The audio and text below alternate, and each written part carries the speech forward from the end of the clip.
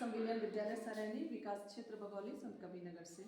आज हम हिंदी में हार की जीत पाठ जो हम लोग पहले पढ़ चुके हैं उस पाठ पर कुछ चर्चा करेंगे, क्योंकि हम लोग तो इसे पूरा पढ़ चुके हैं, समझ भी चुके हैं। क्यों भाई, आप लोग के समझ में आया है? yes, तो समझ चुके हैं, लेकिन अब एक बार फिर से हम लोग रिवीजन के तहत इसको दोबारा से समझेंगे।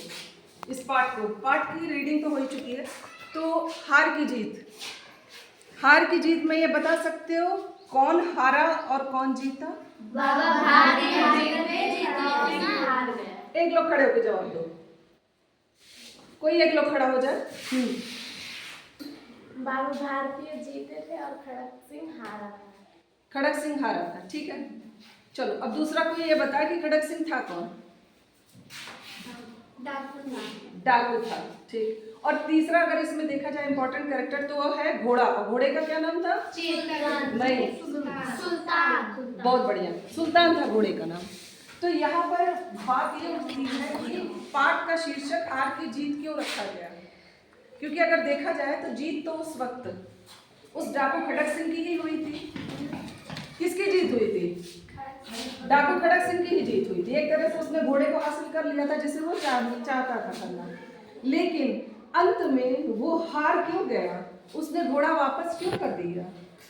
सिर्फ इसलिए क्योंकि बाबा भारती की सत्यनिष्ठा, ईमानदारी, उनकी अच्छाई ने उसके मन को कहीं ना कहीं द्रवित कर दिया, उसे ये सोचने पे मजबूर कर दिया कि कोई भी एक इंसान अपने सबसे अधिक प्रिय वस्तु को इतनी सहजता से सिर्फ इसलिए दे रहा है कि कल को, क्योंकि डाकू खड़क सिंह ने क्या एक नाटक ही किया था ना कि वो अपाहिज हो गया, मतलब दिव्यांग हो गया, वो चल नहीं पा रहा, उसे घोड़े की आवश्यकता है, वो बीमार है, उसे कहीं जाना है दवा कराने के लिए।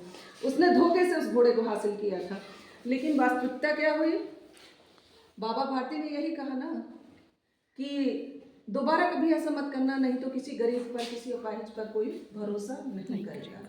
तो वो समाज में गलत संदेश नहीं देना चाहते थे, इसी नाते उन्होंने घोड़े के लिए प्रयास नहीं किया, क्योंकि उनको लगा कि दोबारा से फिर कभी इस तरह से ना हो।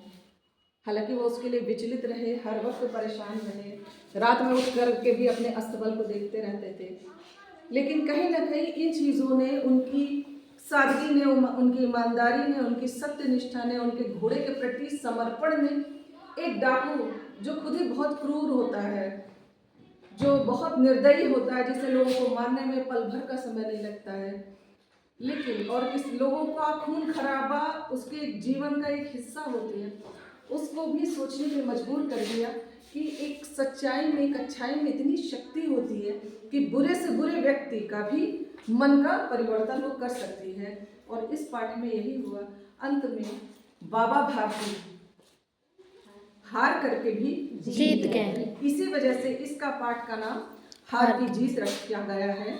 और हम सभी, आप सभी लोग बच्चे हैं, और मैं यही उम्मीद रखती हूँ कि जीवन में अच्छाइयों को अपनाएंगे, सच्चाई, ईमानदारी, सादगी, कर्तव्यनिष्ठा, समर्पण, इन अच्छाइयों के साथ जीवन में आगे बढ़ेंगे और दूसरों को भी प्रेरणा देंगे और अपने आसपास ऐसा वातावरण बनाकर लोगों को अच्छाई की ओर प्रेरित होने के हेतु मार्गदर्शन करेंगे।